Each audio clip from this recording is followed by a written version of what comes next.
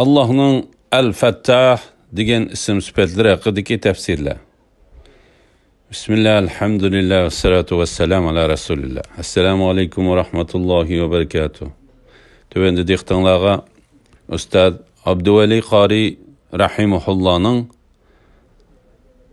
Kur'an ve sünnet nuri astidagi Allah subhanahu wa ta'ala'nın güzel isim sifatlarının tafsiri dersliklerinden Allah'ın El-Fettah degan isim sifatları haqidagi tafsirini o'qiymiz inşallah. Ba'da euzu billahi mineşşeytanirracim. Allah'ın El-Fettah degan isim sifatları haqidagi tafsirlar.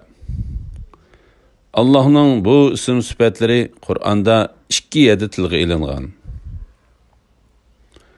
Yani Sure Saba 26. ayetida tercümesi aytqin ki Rabbimiz bizni qiyomat kuni yig'idi.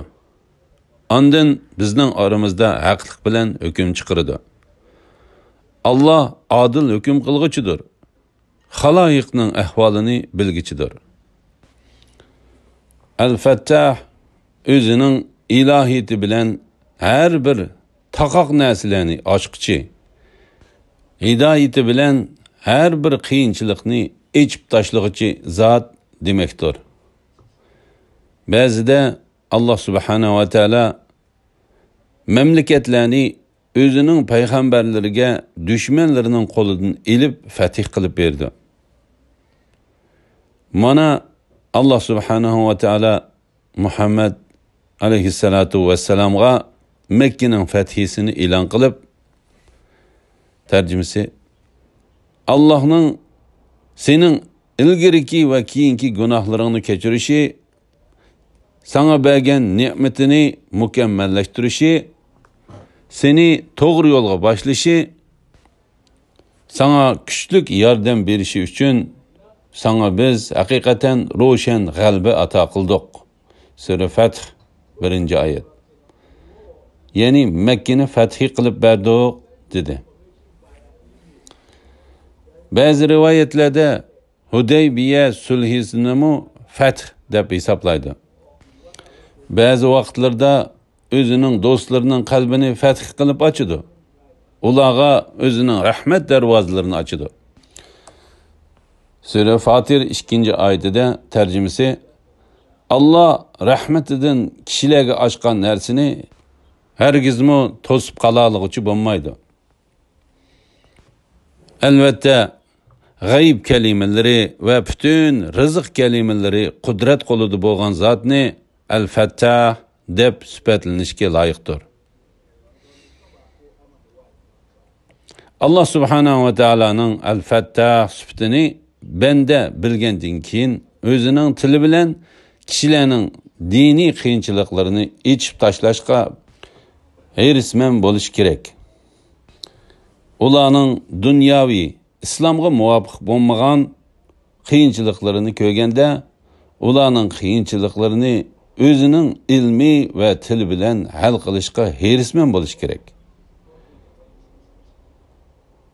Shundala Rasululloh alayhisolatu vassalamning Allohning xulqi bilan xuluqlaninglar degan emriga bo'ysungan bandilar qatoridan o'rin oladi. Sure Al-A'raf 89. oyatida tercümesi Şuayb yana aytdi. Allah bizni sizlarning dininglardan qutuldirgandan keyin uningga qaytsak, albatta Allohga yolg'on choplagan bo'lamiz. Rabbimiz Allah xolisa biz sizlarning dininglarga qaytmaymiz. Rabbimizning ilmi hammani o'z ichiga oladi. Allohga tavakkul qildik. Ya'ni hamma ishimizni Allohga topshiramiz. Rabbimiz biz bilan qavmimizning orasida haq hukm chiqargan. Sen hukm chiqarg'uchilarning eng yaxshisidirsan. Sure Fatir 2. ayetida tercümesi Allah rahmetidan kishilarga ochgan narsani hargizmi to'sib qalalig'ichi bo'lmaydi. Allah rahmetidan to'sgan narsani Allah to'sgandan keyin uni hech qo'yib bergichi bo'lmaydi. Allah g'olibdir, hikmat bilan ish qilg'uchidir. Sura İbrahim 15. oyatida tarjimasi payg'ambarlar Allohdan madad tiladi. Her bir uchiga chiqqan tarsa shafqatsiz, ya'ni Allohga itoat qilishga gadankeşlik qilib, haqiqatdan bosh taquvchi halok bo'ldi. Sura Shuara 117-118 oyatlarda tarjimasi Nuh aytdi: Rabbim, qavmim meni haqiqatan inkor qildi. Men bilan ularning orasida hukm chiqargin. Meni va men bilan birga bo'lgan mu'minlarni qutqizgin.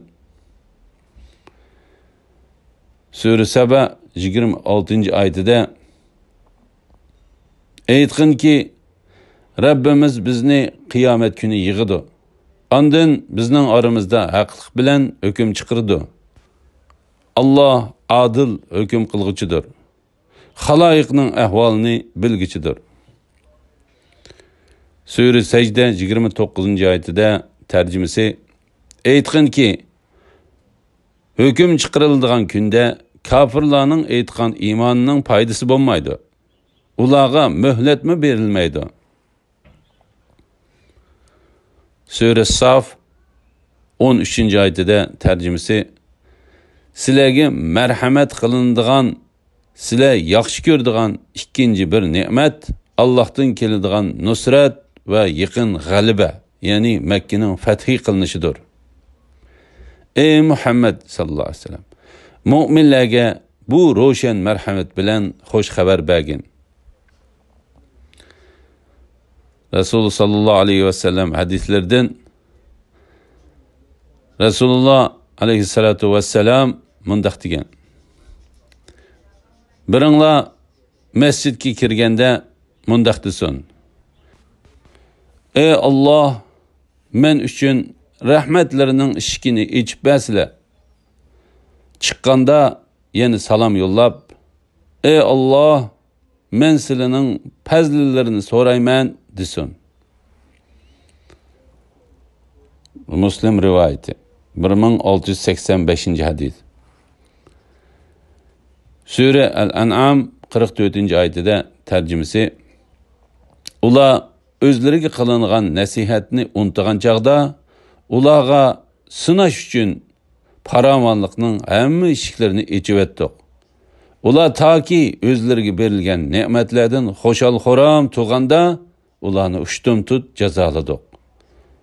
Ular hasrat qoldi. Alhamdulillah. Yuqorida Ustoz Abduveli Qori rahimahullohning Qur'on va sunnat nuri ostida Allohning go'zal ism sifatlarining qisqacha tafsiriy darsligidan Allah subhanahu va taolaning Al-Fattah sifatining tafsirini angladinglar. Oxirini keyin qitimliq o'qishimizni davomlashtiramiz inshaalloh. Sallallahu ala Muhammad va ala alihi va sahbihi va sallam. Assalomu alaykum va rahmatullohi va barakatuh.